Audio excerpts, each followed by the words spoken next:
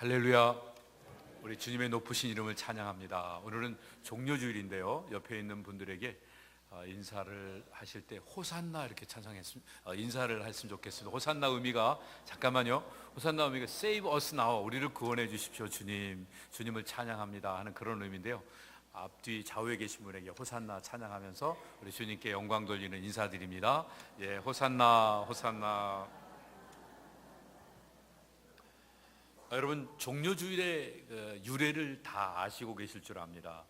특별히 종료주일은요, 예수님께서 십자가에 못 박혀 돌아가시기 전에 마지막 유월절을 지키시면서 예루살렘 성으로 입성하실 때, 그때 이제 어린 나귀를 타시고 입성하시게 되자 예수님을 따르던 제자들과 그 함께 하는 모든 그 무리들이 예수님을 환호하며 환영하는 데서, 그때 종려나무 가지를 꺾어서 흔들면서 예수님을 환영했다고 해서 종려주일이다 이렇게 이야기를 하고, 그때부터 고난주간이 시작되어서 예수님이 십자가에 죽으시고 3일 만에 부활하시고 난 그 부활절, 그 일주일간을 지키는 동안 우리가 예수님의 남은 고난을 몸에 채우는 이런 시간을 갖습니다.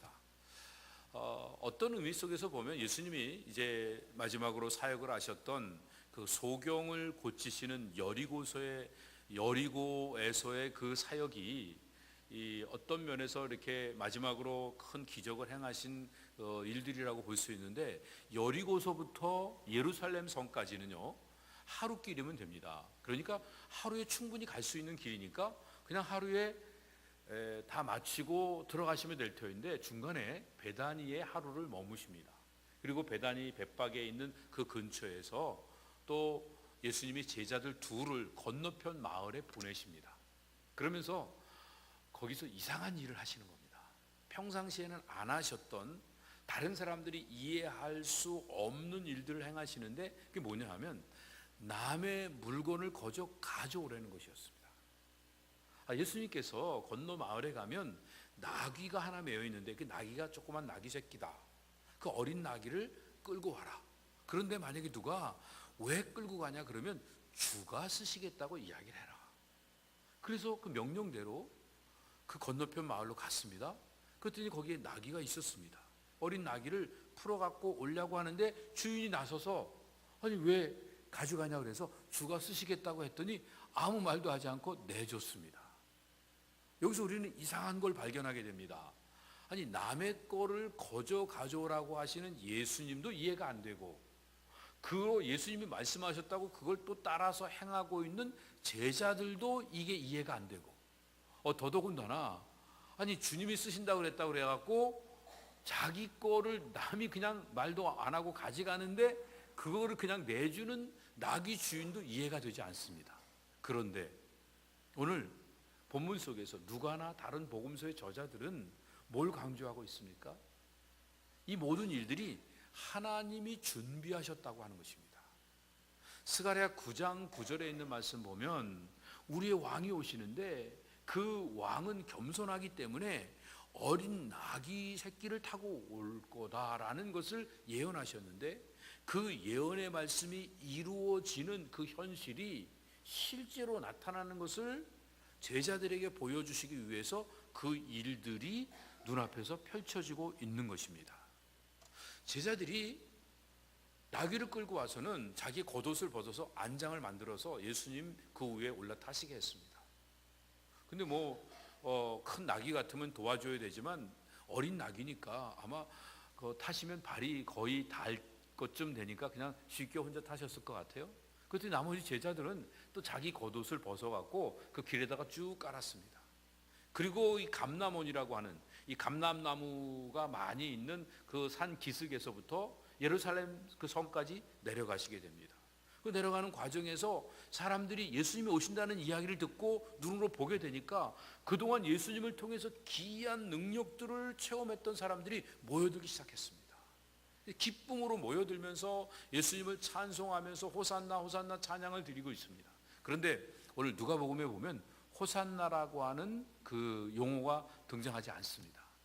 다른 복음서에는 등장하는데, 왜냐하면 누가복음은 이방인들을 위해서 썼기 때문에 특별히 헬라 사람들의 그 갖고 있는 개념에서 유월절이 무엇인지, 또 호산나가 무엇인지 이런 개념이 없으니까 그냥 여기서 이야기를 할 때 우리의 왕으로 오시는 분이다, 찬송하리로다 우리의 왕으로 오시는 이요, 그러면서 또 하나님 앞에 그 영광을 올려드리는데, 또 하늘에서는 평화가 임하게 되고 지극히 높은 곳에는 영광이 가득 찼다고 하면서 예수님을 높여드리는 이 찬양으로 호산나라고 하는 단어를 대신하고 있는 이 누가복음의 기록을 보게 됩니다. 그랬을 때 사람들이 함께 호응을 하면서 예수님의 그 예루살렘 입성을 또 환영하고 환호하고 막 왁자지껄하면서 사람들이 웅성웅성하고 소란스럽게 되니까 같이 가고 있던 어떤 바리새인들이 그 모습을 못마땅해 하면서 예수님한테 컴플레인을 합니다. 좀 조용히 가시면 안 됩니까? 이게 너무 시끄럽지 않습니까? 무슨 뭐 대단한 것도 아닌 것 같은데, 그런 건 이제 속으로 했겠죠. 예.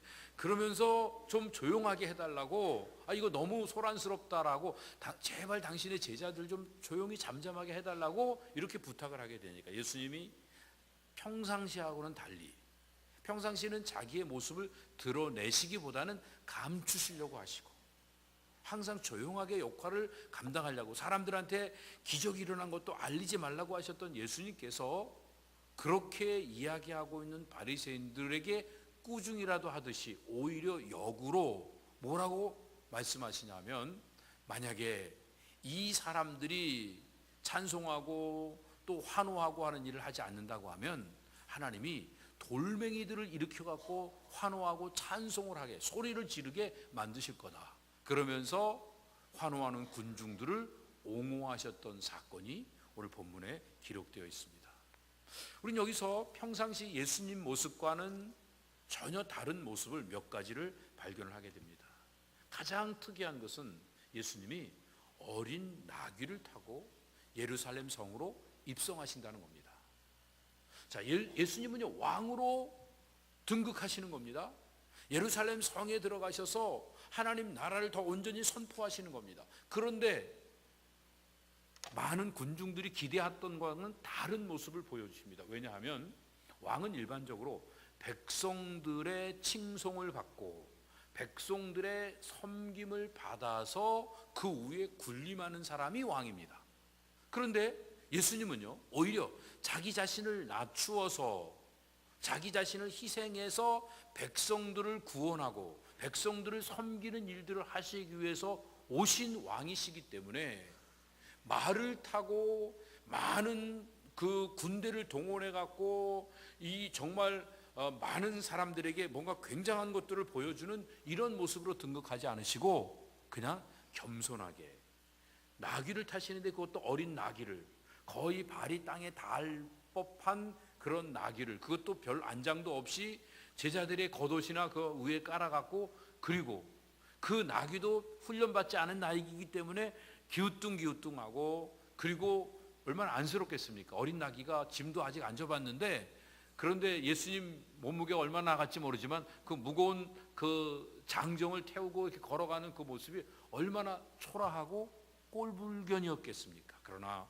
예수님은 겸손히 낮아지시는 모습으로 모든 사람들을 섬기기 위해서 오셨다고 하는 사실을 세상에 선포하기 위해서 이런 모습으로 등극을 하고 계시는 겁니다.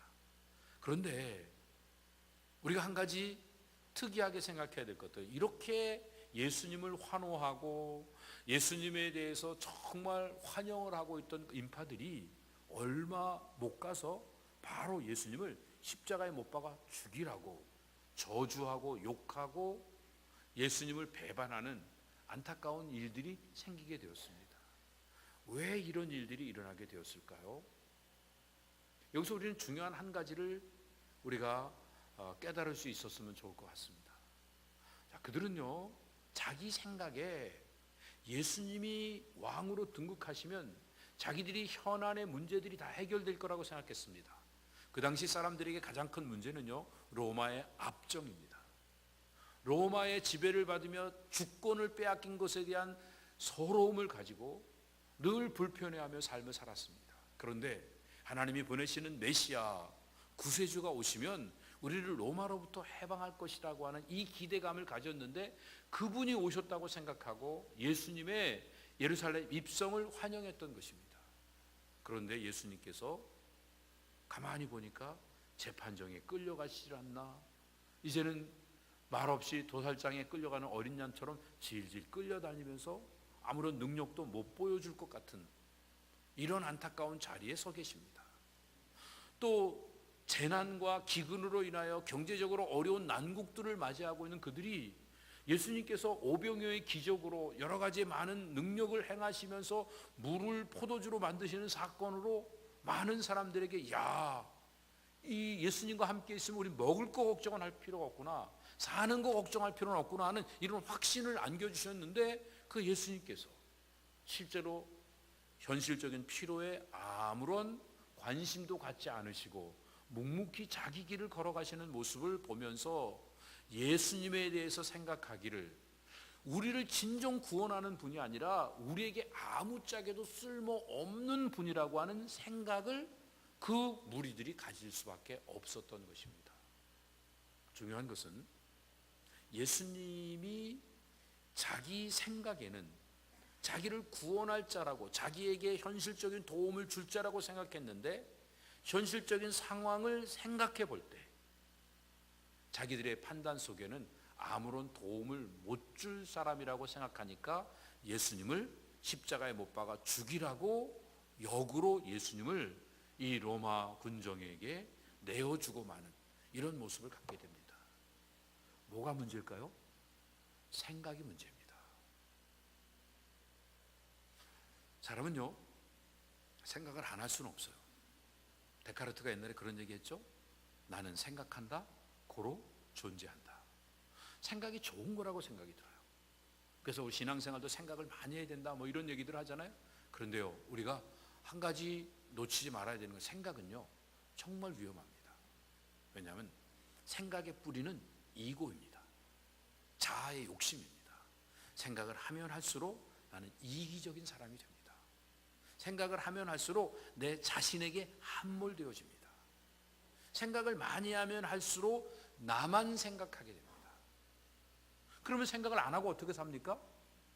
생각을 하는데 내가 중심된 생각은 결국은 하나님하고 반대되고 예수님을 십자가에 못 박을 수밖에 없게 되는데, 생각이 내가 중심이 되어 있는 게 아니라 말씀이 중심되어 있는 겁니다. 이거를 그냥 구별을 하기 위해서 우리는 성찰한다고 이야기합니다. 자기를 성찰하는데 내가 중심이 된 것이 아니라 하나님의 말씀이 중심된 겁니다. 하나님이 말씀이 중심이 되어서 나를 돌아보고 생각하게 되면, 그러면 그 안에서 아름다운 열매가 맺혀질 수 있게 됩니다. 그런데 우리는 말씀이 중심이 되는 자기를 성찰하는 삶을 살기보다는 내가 중심이 되는 생각에 끌려다니면서 내 감정과 내 느낌과 내 판단과 내 경험들을 앞세워서 생각하고 또 생각하다 보니까 결국은 필요 없다고 생각이 들고 나에게 도움이 안 된다고 생각하는 예수님조차도 저버리고 배반할 수밖에 없었던 것들을 보게 됩니다. 그럼 우리가 이 생각을 내려놓고 말씀이 중심이 되어 자기를 성찰하는 삶을 살아가는 이런 삶을 우리 모두가 살았으면 좋겠습니다. 그런 삶을 살기 위해서 오늘 주님의 말씀 앞에 인도함 받는 일들이 필요합니다. 많은 군중들이 호산나를 외치며 예수님을 환영했습니다. 그런데 그 중에는 세 부류의 사람들이 있었을 것 같아요. 첫 번째 부류는요, 저분이 오시면 우리나라를 해방할 수 있을 거라고 생각하고 있었던 유대 지도자들이 있습니다. 우리가 로마의 압정에서 이렇게 주권을 뺏기고 영토를 뺏기고 우리의 재산을 뺏기며 살고 있을 게 아니라 우리도 독립을 해야 되겠다. 마카비 형제가 나와서 막 독립운동을 했지만 결국은 실패할 수밖에 없었는데, 진정한 메시아 예수님이 오셔서 우리를 구원하시고 우리를 해방시킬 거라고 하는 이 기대감을 가지면서 예수님을 환영했던 것입니다. 그런데 현실적인 필요에 예수님이 부응하시지 않으니까 예수님을 거절할 수밖에 없었던 것입니다. 그런가 하면 또 한 부류는요, 군중들이 있었습니다. 그 많은 군중들은 사람들이 웅성웅성하면서 이게 좋대 저게 좋대, 그러니까 가만히 들어보니까 그게 좋은 것 같으니 그래서 사람들을 쫓아갑니다. 자기의 어떤 주관과 자기의 어떤 그 판단보다는 사람들이 흐름 속에 끌려가는 게 무난할 것 같아서 예수님을 또 환영하던 그 무리에 끼어서 특별한 생각 없이 예수님을 환영하고 소문에 의해서 뭔가 기대감을 가지며 좋을 것 같은 생각 속에서 그냥 예수님을 쫓아가면서 호산나 호산나 하면서 예수님에게 찬사를 보내고, 그리고 종려가지 나무를 흔들면서 예수님을 맞이했던 것입니다. 그 사람들도 결국은 예수님이 현실적인 필요를 채워주지 못하니까 하나 둘씩 다 떠나가 버리고 말았던 것입니다. 그런데 마지막 진실된 마음으로 예수님을 따르던 사람들이 있었을 것입니다. 예수님이 우리 사는 곳에 가까이 오신다는 것만으로도 기쁨이 있었고, 예수님을 가까이 뵐 수 있는 것만으로도 감격스러워서 주님 앞에 한 걸음 한 걸음 다가가고, 그래서 주님을 진심으로 환영했던 사람들, 그 사람들은 예수님이 십자가에 못 박히시는 그 순간까지도 안타까워하면서 하나님의 은혜가 어떻게 저 가운데 임하게 될까, 저 자리는 내가 있어야 되는 자리인데 왜 주님이 돌아가실 수밖에 없는가, 자신을 안타까워하며 한스러워하며 주님 앞에 조심스럽게 다가가고 있는 몇몇 사람들이 있던 것들을 우리가 생각합니다. 주님이 꼭 왕이 되셔야 된다고 온갖 경의를 다 표하던 사람들이 주님을 꼭 십자가에 못 박아 죽여야 된다고 외치고 있는 이 군중들의 모습에 대해서 여러분들은 무슨 생각을 하고 계십니까? 그 사람들 너무 이상한 사람들 아니야? 아니, 사람이 어떻게 저렇게 인생을 살 수 있지? 혹시 이렇게 비난하는 자리에 그냥 서 있는 것으로 그치고 있다고 하면 행여나 그 자리에 우리가 서 있지 않은지, 과거에 우리가 그런 어리석고 못난 삶을 반복해서 살지 않았는지 자기를 점검하는 이런 시간들이 필요합니다.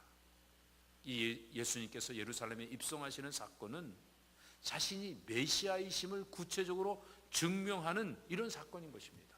내가 메시아임을 증명하기 위해서 예수님이 하셔야 될 일은 군대를 모으고 영토를 장악하고 하는 것이 아니라 사람들 앞에서 겸손히 어린 나귀를 타고 입성하셔서 묵묵히 십자가를 지시는 일들을 하셔야 됐던 것입니다. 시대를 막론하고 전쟁이나 무슨 위기 속에서 나라를 구한 사람을 영웅으로 우리가 대접을 해줍니다. 그런가 하면 아주 선정을 베풀어서 평상시에 백성들을 더 잘 살게 만든 이런 임금들을 우리가 다 추앙하면서 다 마음속으로 존경을 보내고 있습니다. 그 로마 시대나 또 그 그리스 시대 때 보면 정말 많은 그 영웅들이 있던 것들을 보게 됩니다. 그 영웅기가 나타날 때 보면 특별히 그 영웅들에 대한 좋은 표현들이 여러 가지로 나와 있는데, 그 칭송받았던 영웅들의 이야기가 그리스에서는 서사시로 연결되어 있는데, 우리가 잘 알고 있는 서사시 중에는 호메로스의 일리아드와 오디세이라고 하는 이런 서사시가 있습니다.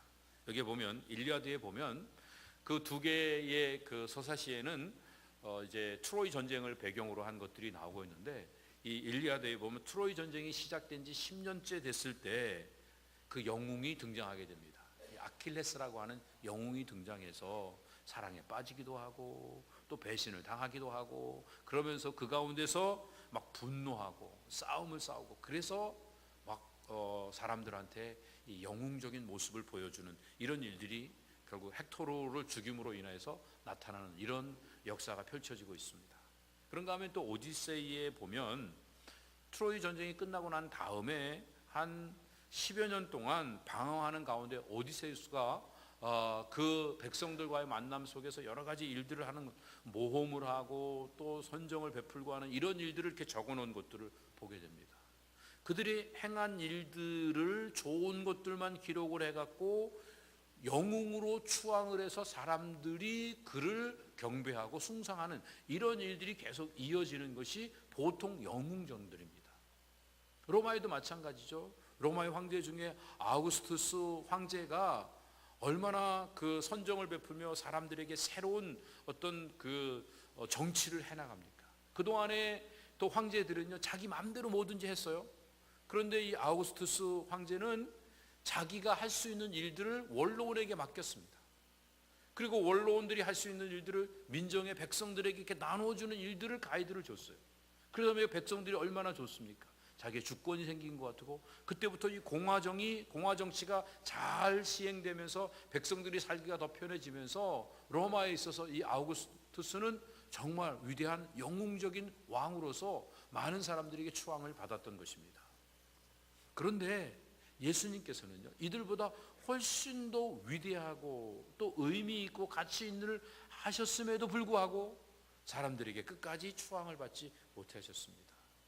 사람들이 처음에는 막 모여서 환호를 하다가 당장에 자기의 삶과 부딪히고 자기의 이고의 욕심을 채우지 못하게 됐을 때, 하나님 나라가 선포되는 일들을 통해 예수님은 거절당하시는 일들을 하심에도 불구하고 여전히 우리의 찬양이 대상이 되시는 이유는 묵묵히 끝까지 사람들에게 사랑과 존경을 받던, 멸시와 천대를 받던 관계없이 자기의 길을 걸어가시면서 우리의 구원을 완성하셨기 때문에 우리의 영원한 찬양의 대상이 되시는 분이십니다. 세상의 영웅들처럼 큰 권력을 가지고 많은 군대들을 거느리고 큰 땅을 정복한 이런 역사를 이룬 적이 없으십니다. 자기를 비우시고 자기의 것들을 다 내어주시는, 정말 낮아질 대로 낮아지시는 삶을 사셨지만 영원한 우리의 찬양의 대상이 되시는 그 이유는 하나님의 뜻에 자기를 온전히 내어놓으셨기 때문에, 우리가 영원히 추구해야 될 그 자리에서 우리의 삶의 모델이 되셨기 때문에 우리의 영원한 찬양의 대상이 되시는 것입니다. 이런 차원에서 예수님이 예루살렘 성에 입성하셨다는 사건은요, 구속사적인 의미에서 아주 중요한 사건을 우리에게 알려주고 있는 것입니다. 아주 중요한 구속사적인 의미를 주고 있는데 세상의 군왕들은, 세상의 권력자들은 관심조차도 갖지 않습니다. 왜? 현안을 해결하지 못한다고 생각하니까. 세상의 왕은 당장에 뭔가 자기를 짓밟고서라도, 자기 것들을 뺏어가서라도 눈앞에 뭔가 나에게 유익된 것들을 전해주는 이 일들을 해야 되는데, 예수님은 그 일을 행하신 게 아니라 우리의 앞에서 공의를 행하셨고 우리의 영혼이 구원받는 일들을 위해서 겸손히 자기를 비우는 일들을 하셨기 때문에 우리의 마음에 흡족할 수가 없으셨던 것입니다. 만일 위풍당당한 영웅의 모습으로 등장하셨다고 하면 우리가 그 앞에 굴복할 수 있었을 터인데, 하늘 보호자를 버리시고 겸손히 이 땅에 낮아지셔서, 그것도 입성하실 때 예루살렘에 입성하시면서 어린 나귀를 타시고 그 후에 질질 끌려서 입성하시는 그 모습을 보이셨기 때문에 아무에게도 관심의 대상이 될 수가 없었던 것입니다. 처음에는 자기들이 기대하는 것이 있어서 막 우리의 왕으로 오시는 이시여 찬송을 받으시기를 원하십니다. 정말 하늘에 그 평화가 이 땅에 임하고 그 지극히 높은 곳에 영광이 당신에게 있습니다라고 이렇게 찬송을 하며 왔던 그 사람들이 하나 둘씩 못마땅해 하면서 왜 이렇게 시끄러우냐, 왜 이렇게 소란스러우냐 하면서 한 사람 두 사람씩 자기의 마음속에 있는 그 진정한 찬양을 놓치고 마는 모습을 보게 됩니다. 그때 주님이 만약 너희들이 잠잠하면, 이들이 잠잠하면 돌들이 소리를 지르고 찬송을 하게 될 것이다, 이 말씀을 주셨습니다. 사랑하는 배단위 성도 여러분, 우리가 인생을 살아가면서요 여러 가지 많은 일들을 경험하게 되는데 어느 때가 가장 안타까우십니까? 제일 큰 안타까움을 경험했을 때가 어느 때라고 생각하십니까? 내가 이과를 가야 되는데 문과를 가갖고 내가 이 고생을 한다. 혹시 여러분 그렇게 생각하지 않으세요? 내가 그때 첫 번째 선본 남자인지 여자인지 그 사람하고 결혼했어야 되는데 내가 그 엄마 말 안 듣고 그리고 내가 지금 이 고생을 지금 하고 있다. 혹시 그렇게 생각하시는가요? 내가 이민 오지 말았어야 되는데 내가 시골에서 또 그 아버지 엄마 그 이렇게 경작하시던 논밭 물려받고 또 과수원 그거 이렇게 경작하고 있었으면 지금 완전히 떼부자 돼갖고 거기 그냥 그 땅 안 팔고 그냥 있었으면 정말 내 팔자가 폈을 텐데 이민 와갖고 내가 이렇게 고생을 한다. 혹시 이렇게 생각하고 있는 건 아닌가요? 뭐 그것도 좀 안타까울 수 있겠죠. 그렇지만 진짜 안타까운 건요, 우리 인생에 진짜 안타까운 건 내가 나를 버린 겁니다. 이게 무슨 얘기인가? 내가 나를 어떻게 버려요? 내가 나를 버린 게 뭐냐면요, 진실을 알면서도 진실을 선택하지 않고 거짓을 선택한 겁니다. 이 길이 바른 길인 줄 알면서도 당장에 나에게 불편을 주고 사람들한테 지목받고 그 시대의 흐름에 끌려갈 것 같아서 거짓을 선택하며 거기에 끌려갔던 일들이 우리의 인생에 얼마나 안타까움을 주는지 모릅니다. 왜 그러냐 하면 우리가 인생을 살아가며 제일 중요한 부분이 구원받는 거거든요. 구원받는데 난 죽으면 천국 간다, 난 몇 월 며칠 날 뭐 어떤 사건을 통해서 어떤 감정을 가지고 내가 구원받았다, 그게 중요한 게 아니라 구원받았다고 하는 것은 내가 나로서 당당할 수 있다고 하는 거예요. 그 헤르만 헤세가 쓴 그 일들을 보면 거기에 보면 그런 표현이 있습니다. 그 진정한 삶의 목적은 나 자신에게 도달하는 것이다. 내가 나 자신의 모습을 가지고 사는 것, 이게 진정한 구원의 모습을 갖고 사는 거예요. 그래서 헤르만 헤세가 데미안에서 그런 표현을 했던 것입니다. 여러분, 우리가 신앙생활 하면서 혼돈하지 말아야 되는 거, 착각하지 말아야 되는 게 뭐냐면 구원받는 거예요. 우리가 은혜로 구원받다고 말은 하면서도요, 무슨 생각을 하게 되냐면 내가 어느 날 정말 마음을 모아서 집중하게 되면 감동이 올 거고, 그 십자가 밑에 감동을 가지면 눈물 펑펑 흘리면서 그 구원받고 은혜에 대한 감경으로 새로운 인생을 살아가게 될 거다. 그런데 지금은 뭐가 삶이 복잡한 게 있으니까 조금만 미뤄두자. 내가 어느 날 마음의 결단만 하면, 내가 주님을 위해 살겠다고 결단하고 의지하고 각오만 하면 그러면 내가 뭔가를 할 수 있을 텐데, 근데 지금은 내가 아직 젊고 아직은 또 뭐 사업도 안정이 안 되고 애들도 키워야 되니까 조금은 미뤄놨다가 있다가 하자. 그래서 마치 구원을요, 내가 손만 뻗으면 따낼 수 있는 건데 아직은 뭔가가 준비가 안 돼서 내가 아직 조금 미루고 있는 듯한, 그래서 내가 온전하게 누리고 있지 못한 거로 생각하고 있다고 하면 우리가 착각하고 있는 겁니다. 우리가 사탄에게 지금 속고 있는 겁니다. 하나님의 구원은요, 전적인 하나님의 은혜입니다. 우리의 감정으로, 우리의 의지로 얻을 수 있는 게 아닙니다. 하나님의 절대적인 은혜 속에서 우리가 이 구원의 놀라운 능력을 체험해 갈 수 있게 되는 것입니다. 누구든지 주여 주여 하는 자마다 다 천국에 들어가는 게 아니라 하늘 아버지의 뜻대로 행하는 자라야 천국에 합당한 자가 된다는 사실을 예수님은 분명히 우리에게 말씀해 주셨습니다. 여전히 내가 중심이 돼서 내 생각 속에서 삶을 살아가려고 하는 것은 겉으로 포장되어 있는 건 신앙이지만 실제는 내 이고의 욕심인 겁니다. 겉으로는 새 사람이 되었다고 하지만 여전히 옛사람에 눌려 끌려다니고 있는 삶을 사는 것입니다. 아무런 변화도 일어나지 않고 여전히 내 안에 갈등이 생길 수밖에 없게 됩니다. 갈등이 뭐죠? 갈나무하고 등나무하고 비비 꼬이는 게 갈등이에요. 그렇죠? 그러니까 여기 있으면 구원받은 것 같고 여기 있으면 또 구원 못 받은 것 같고 맨날 비비 꼬이는 거예요. 왜? 내 의지로, 내 감정으로 구원받으려고 하니까. 전적인 하나님의 은혜란 말이에요. 이 놀라운 은혜, 이 일들을 위해서 우리가 할 수 있는 일은 뭐죠? 우리 자신의 이고를 깨트리는 겁니다. 내가 나를 포기하고, 주님, 저는 절대로 안 됩니다. 저는 정말 무가치한 자입니다. 저는 정말 아무짝에도 쓸모 없을 뿐만 아니라 아무런 소망도 없습니다. 여러분 해보셨잖아요. 얼마나 많이 결심했어요. 얼마나 좋은 환경 속에서 하나님의 은혜를 주시면서 그 일들을 경험을 했는데 하려고 시도를 해봤지만 결국은 실패한 거 아니에요? 근데 아직도 우린 그 생각하죠. 왜냐하면 내가 힘껏 안 해봤기 때문에 내가 힘을 조금만 더 쓰면 되는데, 그때 갑자기 애가 태어나갖고, 그때 갑자기 직장이 옮겨져갖고, 그때 갑자기 내가 이민을 와갖고, 그래서 안 됐으니까 내가 이제는 뭔가 기회만 주어지면 할 거다. 아니요. 우린 전적으로 무능한 사람들입니다. 무가치한 자들입니다.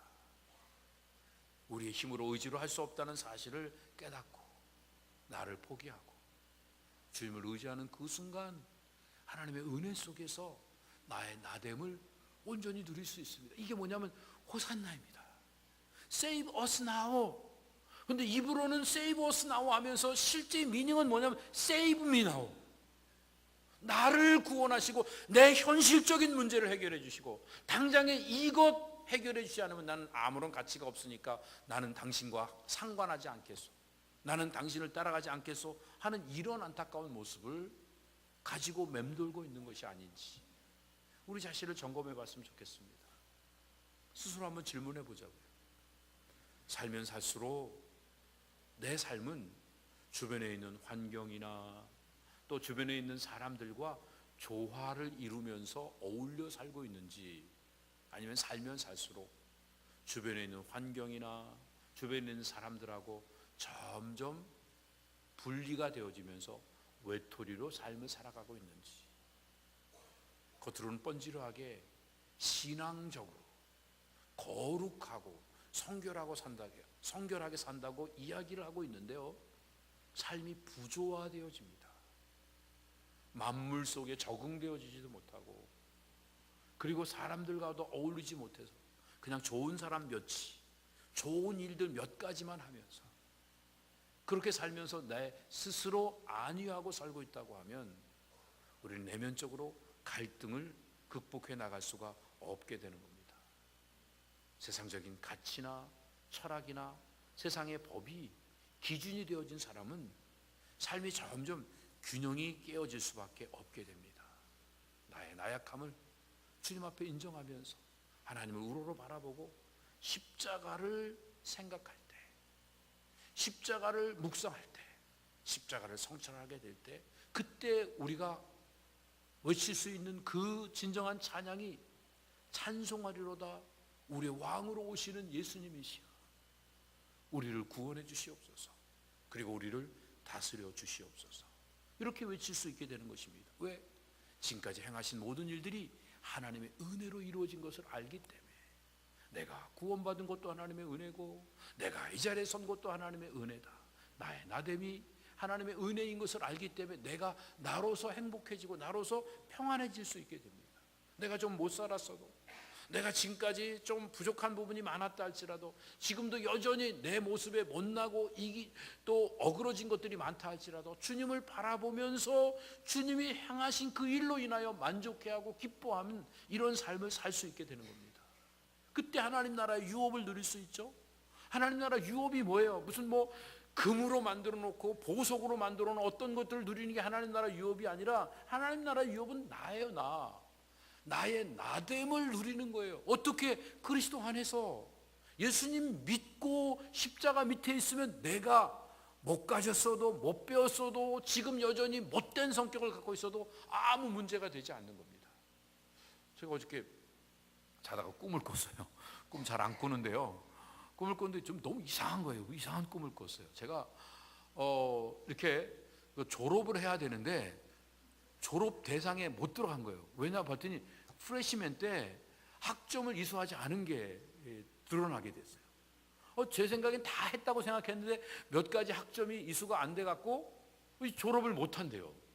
아니, 졸업 축하하기 위해서 사람들이, 저 때문에 이제 사람들 막 오고 이렇게 많은 사람들 축하할 텐데 저는 졸업식에 가서 졸업장도 못 하고 그러면 얼마나 창피하겠어요? 그래서 이거 어떻게 하나 막 쩔쩔, 이 사무실도 가보고 저 사무실도 막 왔다 갔다 하면서 막 이거 어떻게 된 건가 하고 있는데 갑자기 제가 무슨 생각이 드는, 내가 대학원도 졸업했지. 지금 대학 과정이 아니라 대학원 과정도 다 졸업했으니까 그거 지금 내가 확인할 필요가 없는 거예요, 지금.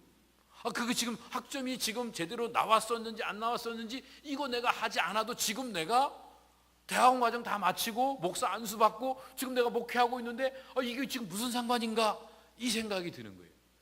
그러면서 안도하고 꼈는데 왜 이 꿈을 꿨지? 그러다가 오늘 설교를 내가 어떻게 예화를 할까, 아마 그 생각하다가 그게 하나님이 이렇게 연결시켜 주지 않았나, 제 나름대로 이제 그렇게 생각했는데, 그게 뭐냐면 우리가 살면서 경제적인 어려움을 만납니다. 육신적인 어려움을 만납니다. 가정 속에서의 갈등을 만납니다. 자녀들하고 여러 가지 문제와 직면할 때가 있습니다. 정말 복잡하고 힘든 상황 속에서 번민할 때가 생깁니다. 그런데요, 지금 우리는 천국 티켓을 따는 거 아닙니까? 천국을 소유한 자들이 아닙니까? 이 모든 것들은 다 썩어질 것들은 다 지나가고 영원한 것들이 우리에게 주어진 거 아닙니까? 그런데 그 뭘 걱정할 게 있어요? 그렇죠? 지금의 문제들은 지나가는 거 아니에요? 이게 그렇게 심각할 필요가 없잖아요. 학점이 나왔는지 안 나왔는지 내가 그거를 사무실에 가서 다시 한번 확인하고 뭐 그 사람들하고 아귀하면서 나는 그거 이슈했다 안 했다 이거 따질 이유가 없잖아요. 왜? 다 이미 졸업장 받았고 다 그래서 그 다음 단계 다음 스테이지에 가서 지금 누리고 있는데, 이 땅에서 모든 것들이 다 막 복잡하고 힘들고 어려운 것 같지만 우리 천국을 유업으로 누리는 자로서 하나님의 자녀가 되어서 살아야 생전에도 천국을 미리 맛보며 살아갈 수 있는 놀라운 은혜를 갖게 됐는데, 지금 누가 날 좀 인정 안 해주고 살면서 조금 어렵고 경제적으로 손해보고 사람들한테 욕먹고 그런 것 때문에 내 인생을 뺏기며 살아갈 이유가 없잖아요. 아멘, 할렐루야. 네. 그럼 예화가 성공한 건가요? 여러분 마음에도 와 닿으시나요? 저는 너무너무 자다가 곤란했었어요. 이거 너무 창피해서 어떡하나. 이제 졸업한다고 사람들은 다 오라고 그랬는데 난 졸업장도 못 받고 그러면 너무 창피하다 그랬는데 아무것도 관여할 게 창피를 당하는 것도 문제가 아니고, 왜? 지금 온전히 그것 이상을 누리고 있는데 왜 그 문제 갖고 씨름을 하고 있습니까? 먹고 사는 것 때문에 지금 너무 고민이십니까? 건강 문제 때문에 너무 고민이십니까? 죽어도 살아갑니다. 다 없어져도 우리는 부자로서 이 땅에서 모든 것들을 누리며 살아갈 수 있게 됩니다. 공중나는 새를 먹이시고 들에 풀을 입히시는 주님이 우리 인생을 책임져 주시는 줄로 믿습니다. 그래서 우리가 뭘 해야 되냐면 땅을 보고 나 자신만 보며 사는 게 아니라 하나님을 바라보는 일이 필요합니다. 하나님을 바라보면 십자가를 생각하면 안식이 주어지는데, 이 땅의 일들을 바라보면 온갖 짜증과 불평, 불만, 불안한 마음이 생길 수밖에 없게 됩니다. 누가는 예수님에 대해서 분명히 얘기합니다. 우리의 고통을 채율하시는 분이심에도 불구하고 우리 속에 있는 악함과 연약함에 끌려다니지 않는, 우리 안에 내재하시면서 우리를 초월적 존재로 이끌어주시는 분이시라는 이 사실을 알려줍니다. 누가가 처음에 복음을 이야기하면서 예수님의 사역에 대한 선포를 하십니다. 예수님이 하나님께 기름 부음 받게 되었을 때 그 기름 부으심을 통해서 가난한 자에게 복음을 선포하게 되고, 그러면 눌린 자들이 자유함을 누리게 되고 갇힌 자들이 노임을 받게 되고 눈먼 자들이 보게 되는 역사가 일어나게 될 것이다. 이것은 마치 은혜의 해가 선포되는 것과 같다. 은혜의 해가 무엇입니까? 희년입니다. 희년이 언제죠? 희년은 즐거운 해입니다. 기쁜 해입니다. 왜? 모든 것들이 회복되어지는 해입니다. 안식일을 지나고 안식년을 지나고 희년이 옵니다. 안식년이 7번씩 49회가 지나고 난 그 다음에 50년째에는 그때는 희년이 되어집니다. 모든 것들이 회복되어지게 됩니다. 근데 이스라엘 백성들은요, 안식년을 안 지켰습니다. 왜냐하면 안식일을 안 지킨 겁니다. 안식일날 일해야죠. 먹고 살지. 아니 안식일까지 일해도 먹고 살기 힘든데 안식일날 일 안 하고 어떻게 먹고 살냐고. 그러면서 너무 열심히 일했습니다. 안식년 안 지켰습니다. 그런데 하나님이 한꺼번에 지키게 하셨습니다. 그게 뭔지 아세요? 역대하 36장 21절 보면 토지가 안식년을 누린 것과 같이 안식하여 70년을 지내었으니, 그게 언제일까요? 70년 바벨론 포로 생활입니다. 쉬지도 않고 남들보다 더 빨리 성공하려고 주일날까지 열심히 일하다가 몸에 병들면 한꺼번에 70년을 쉬어야 되는 겁니다. 그동안 안식년을 빼먹은 걸 계산하니까 70번이에요. 그래서 하나님이 정말 애누리도 없이 정확하게 70년 바벨론 포로 생활을 하게 만드신 거예요. 이스라엘 백성들이 그 가나안 땅 정탐했을 때 40일간 정탐하는데 이 40일간을 갖다가 부정적인 보고를 하게 됐을 때 40년을 헤매게 똑같이 역사하셨던 것처럼 70번 안식년을 빼먹은 이스라엘 백성들에게 70년 안식하는 기간을 허락하셨던 것들을 보게 됩니다. 자, 여러분, 오늘 우리가 생각해야 될 것들, 우리가 조급한다고 해서 이룰 수 있는 것이 아닙니다. 자기 욕망을 앞세워서 예수님이 내 욕망을 채워주는 분으로 예수님을 이용하려고 하는 이 이기의 마음을 갖고 사는 것들이 깨어지지 않는 한 우리의 삶은 계속 반복해서 갈등하고 번민하며 불안할 수밖에 없게 됩니다. 이제는요, 주님 앞에 맡겨놓는 일들이 필요합니다. 내 눈앞에 예수님이 행하시는 일들이 내 원함을 채워주지 않는다 할지라도 기다릴 일들이 필요합니다. 내 기대감에 못 미치는 일이 일어났다 할지라도 하나님이 통치하시고 회복하실 것을 기대하는 일들이 필요한 것입니다. 그때 진정한 안식을 누릴 수 있게 되는 것입니다. 이스라엘 백성들이 진정한 안식을 누리도록 하기 위해서 이 안식을 선포하는 희년은요, 언제부터 시작되냐면 대속죄일인 7월 10일부터 시작합니다. 대속죄, 모든 것들이 사함받고 깨끗해지고 난 다음에 새로운 역사가 출발되어지는 것입니다. 마찬가지로 우리가 주님의 십자가 밑에 우리 자신을 깨트리고 주님의 남은 고난을 우리의 몸에 채워가게 될 때 우리는 진정한 안식을 누리며 주님을 영원토록 찬양하는 복된 자리에 설 수 있게 된 겁니다. 왜 예수님이 이 종료주일날 예루살렘 성에 입성하셔서 십자가를 지시게 되는가? 그 이유는 유월절 어린 양의 제물로 오셨기 때문에 그렇습니다. 유월절을 통과해야, 그래야 출애굽의 온전한 기쁨과 자유를 누릴 수 있게 되는 것입니다.